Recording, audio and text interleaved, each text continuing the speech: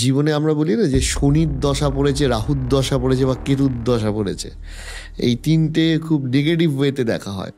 শনি দেবতা কি কি, মানে শনি গ্রহ কি কি প্রভাব ফেলে? শনি হচ্ছে আমাদের ন্যায় দেবতা, কর্মদেবতা। তো শনি হচ্ছে আপনাকে কর্ম হিসেবে দেখাবে আপনি কি কর্ম করেছেন, কি করতে চাচ্ছেন। যেমন আমরা বলি শনির সাড়ে সাথে বলি, শনির ধাইয়া বলি, শনির মহাদশা, শনির অন্তদশা বলি।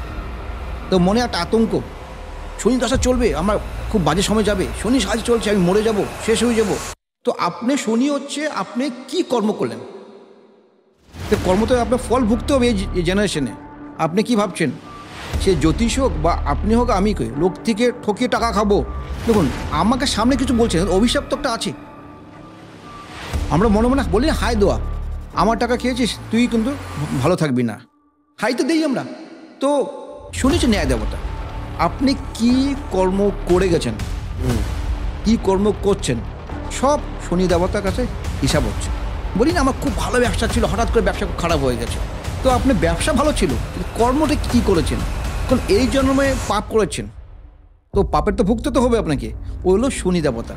শনি হচ্ছে আপনাকে কর্ম আপনাকে ভোগাবে।